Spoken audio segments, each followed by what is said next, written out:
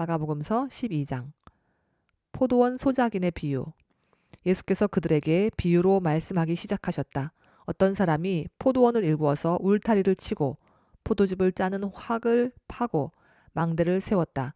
그리고 그것을 농부들에게 쇠로 주고 멀리 떠났다. 때가 되어서 주인은 농부들에게 포도원 소출의 얼마를 받으려고 한 종을 농부들에게 보냈다. 그런데 그들은 그 종을 잡아서 때리고 빈손으로 돌려보냈다. 주인이 다시 다른 종을 농부들에게 보냈다. 그랬더니 그들은 그 종의 머리를 때리고 그를 능욕하였다. 주인이 또 다른 종을 농부들에게 보냈더니 그들은 그 종을 죽였다. 그래서 또 다른 종을 많이 보냈는데 더러는 때리고 더러는 죽였다. 이제 그 주인에게는 단 한 사람, 곧 사랑하는 아들이 남아 있었다. 마지막으로 그 아들을 그들에게 보내며 말하기를 그들이 내 아들이야 존중하겠지 하였다. 그러나 그 농부들은 서로 말하였다. 이 사람은 상속자다. 그를 죽여버리자. 그러면 유산은 우리의 차지가 될 것이다. 그러면서 그들은 그를 잡아서 죽이고 포도원 바깥에다가 내던졌다. 그러니 포도원 주인이 어떻게 하겠느냐. 그는 와서 농부들을 죽이고 포도원을 다른 사람들에게 줄 것이다. 너희는 성경에서 이런 말씀도 읽어보지 못하였느냐? 집을 짓는 사람이 버린 돌이 집 모퉁이의 머릿돌이 되었다. 이것은 주님께서 하신 일이요. 우리 눈에는 놀랍게 보인다. 그들은 이 비유가 자기들을 겨냥하여 하신 말씀인 줄 알아차리고 예수를 잡으려고 하였다. 그러나 그들은 무리를 두려워하여 예수를 그대로 두고 떠나갔다. 황제에게 바치는 세금. 그들은 말로 예수를 책잡으려고 바리새파 사람들과 헤롯 당원 가운데서 몇 사람을 예수께로 보냈다. 그들이 와서 예수께 말하였다. 선생님, 우리는 선생님이 진실한 분이시고 아무에게도 매이지 않는 분이심을 압니다. 선생님은 사람의 겉모습으로 판단하지 않으시고 하나님의 길을 참되게 가르치십니다. 그런데 황제에게 세금을 바치는 것이 옳습니까? 옳지 않습니까? 바쳐야 합니까? 바치지 말아야 합니까?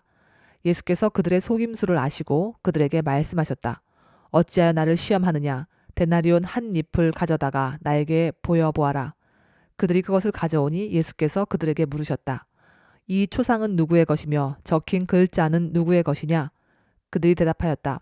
황제의 것입니다. 예수께서 그들에게 말씀하셨다. 황제의 것은 황제에게 돌려주고 하나님의 것은 하나님께 돌려드려라. 그들은 예수께 경탄하였다. 부활 논쟁. 부활이 없다고 주장하는 사두개파 사람들이 예수께 와서 물었다. 선생님, 모세가 우리에게 써주기를 어떤 사람의 형이 자식이 없이 아내만 남겨두고 죽으면 그 동생이 그 형수를 맞아들여서 그의 형에게 대를 이을 자식을 낳아주어야 한다 하였습니다. 형제가 7이었습니다. 그런데 마지가 아내를 얻었는데 죽을 때에 자식을 남기지 못하였습니다. 그리하여 둘째가 그 형수를 맞아들였는데 그도 또한 자식을 남기지 못하고 죽고 셋째도 그러하였습니다. 7이 모두 자식을 두지 못하였습니다. 맨 마지막으로 그 여자도 죽었습니다. 그들이 살아날 부활 때에 그 여자는 그들 가운데 누구의 아내가 되겠습니까? 7 모두 그 여자를 아내로 맞아들였으니 말입니다. 예수께서 그들에게 말씀하셨다. 너희는 성경도 모르고 하나님의 능력도 모르니까 잘못 생각하는 것이 아니냐. 사람이 죽은 사람들 가운데서 살아날 때에는 장가도 가지 않고 시집도 가지 않고 하늘에 있는 천사들과 같다. 죽은 사람들이 살아나는 일에 관해서는 모세의 책에 떨기나무 이야기가 나오는 대목에서 하나님께서 모세에게 어떻게 말씀하셨는지를 너희는 읽어보지 못하였느냐?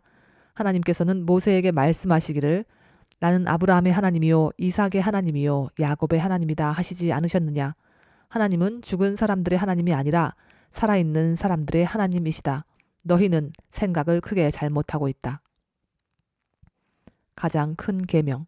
율법학자들 가운데 한 사람이 다가와서 그들이 변론하는 것을 들었다. 그는 예수가 그들에게 대답을 잘 하시는 것을 보고서 예수께 물었다. 모든 계명 가운데서 가장 으뜸되는 것은 어느 것입니까? 예수께서 대답하셨다. 첫째는 이것이다. 이스라엘아 들어라. 우리 하나님이신 주님은 오직 한 분이신 주님이시다. 내 마음을 다하고 내 목숨을 다하고 내 뜻을 다하고 내 힘을 다하여 너의 하나님이신 주님을 사랑하여라. 둘째는 이것이다. 내 이웃을 내 몸같이 사랑하여다. 이 계명보다 더 큰 계명은 없다. 그러자 율법학자가 예수께 말하였다. 선생님, 옳은 말씀입니다. 하나님은 한 분이시요 그 밖에 다른 이는 없다고 하신 그 말씀은 옳습니다. 또 마음을 다하고 지혜를 다하고 힘을 다하여 하나님을 사랑하는 것과 이웃을 자기 몸같이 사랑하라는 것이 모든 번제와 희생제보다 더 낫습니다. 예수께서는 그가 슬기롭게 대답하는 것을 보시고 그에게 말씀하셨다. 너는 하나님의 나라에서 멀리 있지 않다. 그 뒤에는 감히 예수께 더 묻는 사람이 없었다. 다윗의 자손과 그리스도. 예수께서 성전에서 가르치실 때 이렇게 말씀하셨다. 어찌하여 율법학자들은 그리스도가 다윗의 자손이라고 하느냐? 다윗이 성령의 감동을 받아서 친히 이렇게 말하였다. 주님께서 내 주께 말씀하셨다. 내가 내 원수를 내 발 아래에 굴복시킬 때까지 너는 내 오른쪽에 앉아 있어라. 다윗 스스로가 그를 주라고 불렀는데 어떻게 그가 다윗의 자손이 되겠느냐? 많은 무리가 예수의 말씀을 기쁘게 들었다. 율법 학자들을 책망하시다. 예수께서 가르치시면서 이렇게 말씀하셨다. 율법 학자들을 조심하여라. 그들은 예복을 입고 다니기를 좋아하고 장터에서 인사받기를 좋아하고 회당에서는 높은 자리에 앉기를 좋아하고 잔치에서는 윗자리에 앉기를 좋아한다. 그들은 과부의 가산을 삼키고 남에게 보이려고 길게 기도한다. 이런 사람들이야말로 더 엄한 심판을 받을 것이다. 과부의 헌금. 예수께서 헌금함 맞은쪽에 앉아서 무리가 어떻게 헌금함에 돈을 넣는가를 보고 계셨다. 많이 넣는 부자가 여럿 있었다. 그런데 가난한 과부 한 사람은 와서 렙돈 2닙, 곧 한 고드란트를 넣었다. 예수께서 제자들을 곁에 불러놓고서 그들에게 말씀하셨다. 내가 진정으로 너희에게 말한다. 헌금함에 돈을 넣은 사람들 가운데 이 가난한 과부가 어느 누구보다도 더 많이 넣었다. 모두 다 넉넉한 데서 얼마씩을 떼어 넣었지만 이 과부는 가난한 가운데서 가진 것 모두 곧 자기 생활비 전부를 털어 넣었다. 마가복음서 13장. 성전이 무너질 것을 예언하시다. 예수께서 성전을 떠나가실 때에 제자들 가운데서 한 사람이 예수께 말하였다.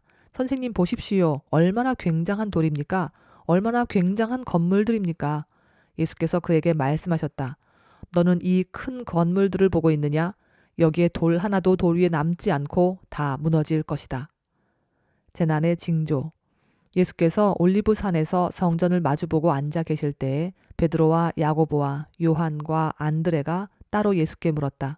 우리에게 말씀해 주십시오. 이런 일이 언제 일어나겠습니까?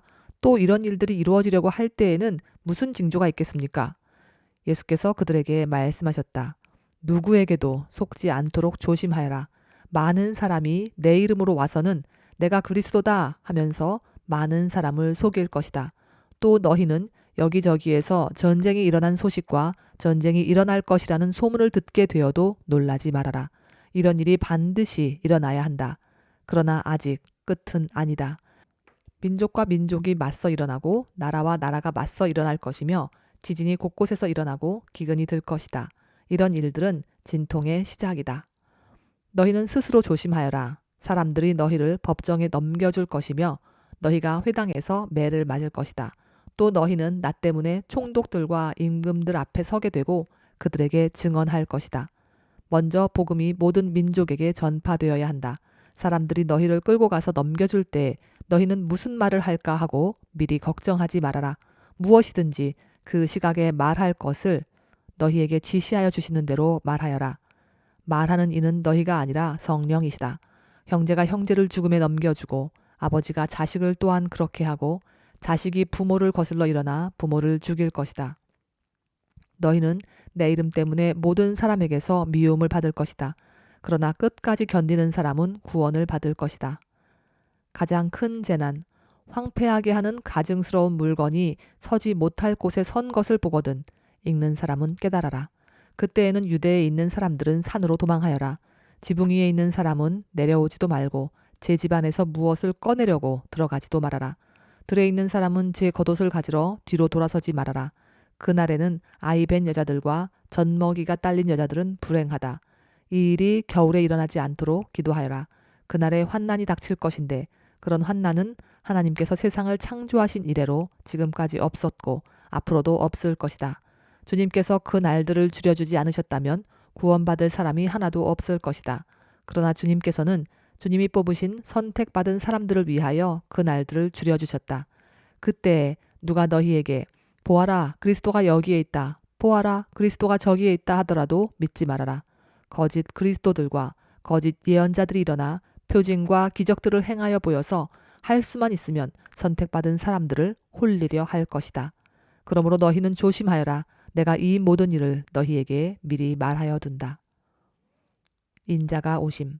그러나 그 환난이 지난 뒤에 그날에는 해가 어두워지고 달이 빛을 내지 않고 별들이 하늘에서 떨어지고 하늘의 세력들이 흔들릴 것이다. 그때 사람들이 인자가 큰 권능과 영광에 쌓여 구름을 타고 오는 것을 볼 것이다. 그때 그는 천사들을 보내어 땅 끝에서 하늘 끝까지 사방에서 선택된 사람들을 모을 것이다. 무화과 나무에서 배울 교훈. 무화과 나무에서 비유를 배워라. 그 가지가 연해지고 잎이 돋으면 너희는 여름이 가까이 온 줄을 안다. 이와 같이 너희도 이런 일들이 일어나는 것을 보거든 인자가 문 앞에 가까이 온 줄을 알아라. 내가 진정으로 너희에게 말한다. 이 세대가 끝나기 전에 이 모든 일이 다 일어날 것이다. 하늘과 땅은 없어질지라도 나의 말은 절대로 없어지지 않을 것이다. 그 날과 그때. 그러나 그 날과 그때는 아무도 모른다. 하늘의 천사들도 모르고 아들도 모르고 오직 아버지만 아신다. 조심하고 깨어 있어라. 그때가 언제인지 너희가 모르기 때문이다. 사정은 여행하는 어떤 사람의 경우와 같은데 그가 집을 떠날 때에 자기 종들에게 권한을 주어서 각 사람에게 할 일을 맡기고 문지기에게는 깨어 있으라고 명령한다. 그러므로 깨어 있어라. 집 주인이 언제 올는지 저녁녘일지 한밤중일지 달기 울 무렵일지 이른 아침녘일지 너희가 알지 못하기 때문이다. 주인이 갑자기 와서 너희가 잠자고 있는 것을 보게 되는 일이 없도록 하여라. 내가 너희에게 하는 말은 모든 사람에게 하는 말이다. 깨어 있어라.